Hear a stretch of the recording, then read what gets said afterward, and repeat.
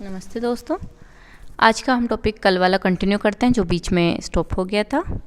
तो आज का जो हमने लास्ट में छोड़ा था शांता वाला, उसमें हमने देख लिया था कि दो परतों के बीच में वेग प्रवणता कितनी होती है। ये हमने देख लिया था वहाँ पर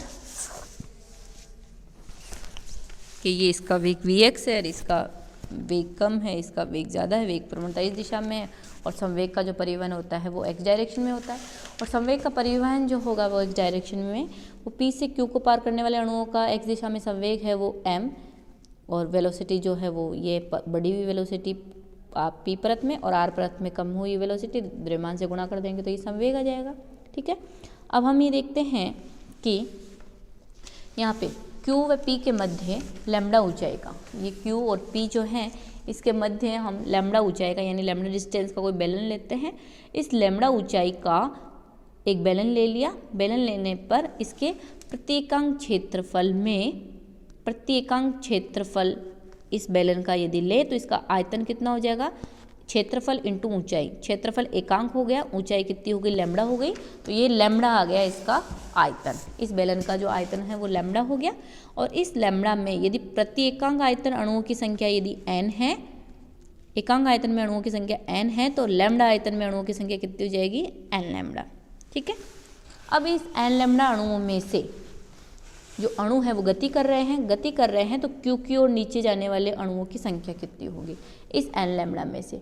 तो एक दिशा में जाने वाले अणुओं की संख्या कितनी होगी, क्योंकि जो अणु है वो x दिशा में भी जा सकते हैं, y दिशा में भी जा सकते हैं, z दिशा में भी जा सकते हैं। तो तीन दिशाएं तो ये हो गई, और x दिशा धनात्मक होगी, x दिशा ऋणात्मक होगी। दो तो x दिशा का हो गया पॉजिटिव नेगेटिव, दो y डायरेक्शन का हो गया पॉजिटिव नेगेटिव, और दो ही z डायरेक्शन में हो गया पॉजिटिव नेगेटिव। तो 6 दिशाएं हो गई, यानी कि एक दिशा में जाने वाले अणुओं की जो संख्या है वो 1/6 n लैम्डा में से 1/6 पार्ट कर दिया जाए तो एक दिशा Q की ओर नीचे की ओर गति करने वाले अणुओं की संख्या होगी। यानी कि ये नीचे की ओर गति कर रहे हैं, कितने अणु हो गए इसमें, 1/6 nc पार। ओके, n लैम्डा हो गया, सॉरी अणुओं की संख्या ये हो गई। ठीक है, और यदि इन गति करने वाले अणुओं की चाल जो है वो c बार है, ठीक है, ये इसकी चाल c बार है, तो ये जो बेलन के भी इन दोनों परतों के बीच में जो लैम्डा दूरी है, इस लैम्डा दूरी को पार करने में लगा समय, तो दूरी समय बराबर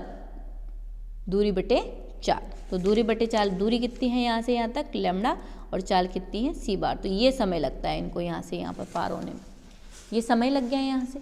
ठीक है, अतः परत Q के एकांक क्षेत्रफल को एकांक समय में पार करने वाले अणुओं की संख्या। अब परत Q के एकांक क्षेत्रफल को पार करने वाले अणुओं की संख्या, यानी इतने अणु पार कर रहे हैं एकांक समय में, यानी कि लैम्डा अपॉन c बार का डिवाइड कर दे तो यहाँ पर लैम्डा से लैम्डा तो यह आ जाएगा 1/6 nc बार। तो एकांक क्षेत्रफल से एकांक समय में पार करने वाले अणुओं की संख्या क्या होगी, 1/6 nc बार। इसी तरह से यहाँ पर हम कह सकते हैं कि इस R से Q को पार करने वाले अणुओं की संख्या एकांक क्षेत्रफल से एकांक समय में पार करने वाले अणुओं की जो संख्या है वो हो जाएगी 1/6 nc बार। ठीक है, तो ये हो गई अणुओं की संख्या ऊपर से नीचे की ओर, ये हो गई नीचे से R परत से P परत Q परत की ओर।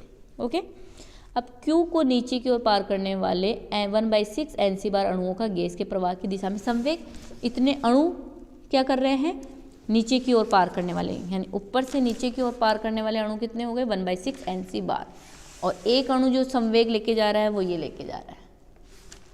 ठीक है, तो 1/6 nc बार अणु जो संवेग लेके जाएंगे वो एक अणु का संवेग इंटू अणुओं की संख्या, ये आ जाएगी यहाँ पर। इसी तरह से हम लिख सकते हैं कि जो R परत से Q परत की ओर ऊपर की ओर संवेग ले जाने वाले अणुओं की जो संख्या है, अणु संवेग जो ले जाया जाएगा 1/6 nc बार अणुओं के द्वारा, तो वो आ जाएगा इसका एक अणु का संवेग इंटू अणुओं की संख्या। ओके, तो ये संवेग आ गया ऊपर की ओर, ये Q परत हो गई, और ये वो संवेग आ गया नीचे की ओर। तो हम ये देखना चाहते हैं कि वेग प्रवणता की दिशा में, यानी ऊपर की ओर की दिशा में कुल संवेग कितना अभिगमित हुआ, x दिशीय संवेग का मान। तो x दिशीय संवेग का मान, ऊपर की ओर संवेग कौन सा है, नीचे से ऊपर की ओर, यानी ये पॉजिटिव हो गया, ये पॉजिटिव हो गया, और कुल निकाले तो ये डायरेक्शन ऑपोजिट है इसलिए माइनस साइन, और ये आ गया ऊपर से नीचे की ओर संवेग जो प्रवाहित हुआ था ना, ये वाला, ये रख दिया मान। इन दोनों को कैलकुलेट किया तो फर्स्ट टर्म तो कैंसिल आउट हो गई, ठीक है। दूसरी टर्म को 1/6 और 1/6 करा तो 1/3 बच गया। mn okay c bar lambda del Vx upon del z, जहाँ पर m है अणु का द्रव्यमान, n है प्रत्येकांक आयतन अणुओं की संख्या, c बार है अणु की माध्य चाल, लैम्डा है क्या मेन फ्री पाथ या दो परतों के बीच की दूरी, ठीक है।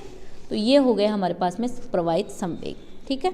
अब न्यूटन के अनुसार जो प्रवाहित संवेग हैं, ठीक है, वो संवेग क्या होगा, यहाँ पर परत के एकांक क्षेत्रफल पर आरोपित स्पर्श रेखीय बल होगा, ठीक है। ये संवेग हो गया, संवेग में परिवर्तन, ठीक है। संवेग में परिवर्तन हो गया f dp अपॉन dt, तो f बराबर लिख दिया हमने ये प्रति सेकंड प्रदान किया गया संवेग, प्रति सेकंड प्रदान किया गया संवेग, यानी सेकंड को यदि प्रति सेकंड मान लिया तो जो संवेग है वो किसके बराबर हो जाता है, बल के बराबर, आरोपित बल के बराबर। अतः प्रति एकांक क्षेत्रफल पर आरोपित स्पर्श रेखीय बल किसके बराबर हो जाएगा, इस संवेग के बराबर। तो ये मान आ गया, ठीक है, ओके। ये आ गए समीकरण 1।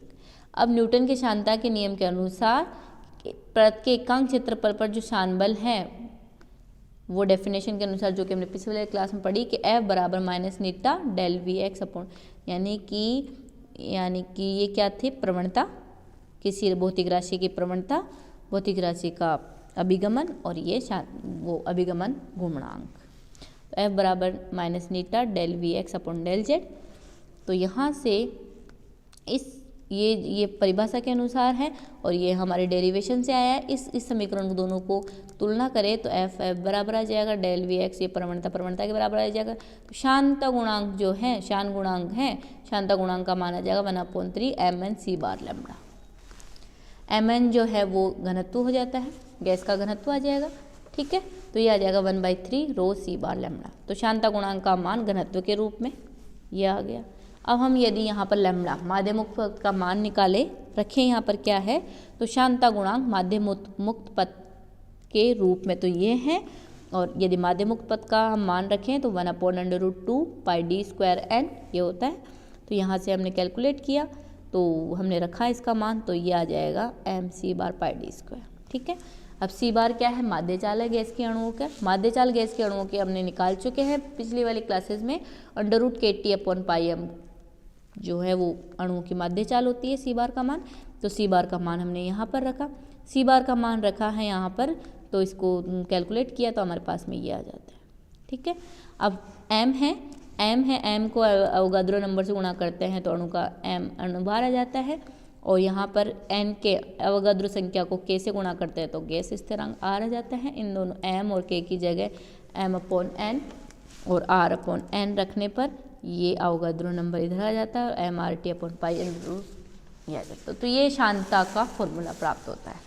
तो शांता का फॉर्मूला जो है वो है माध्य मुक्त पथ के रूप में ऐसे लिखा जा सकता है, और माध्य चाल के रूप में ऐसे लिखा जा सकता है, और भी अगर पूछे अवोगाद्रो नंबर और गैस स्थिरांक के पदों के रूप में ऐसे लिखा जा सकता है। तो हम ये कह सकते हैं कि शांता गुणांक गैस के परम ताप के वर्गमूल के अनुक्रमानुपाती है। नीटा इज प्रोपोर्शनल टू टी की पावर हाफ।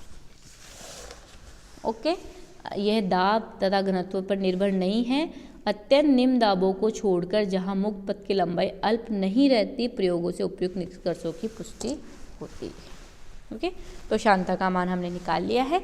आज की क्लास जो है मैं वही यहीं एंड कर रही हूँ। नेक्स्ट क्लास में हम नेक्स्ट अभिगमन परिघटना ट्रांसपोर्ट फिनोमेना देखेंगे। तो आज के लिए thank you. Thanks for listening my lesson carefully. Thank you.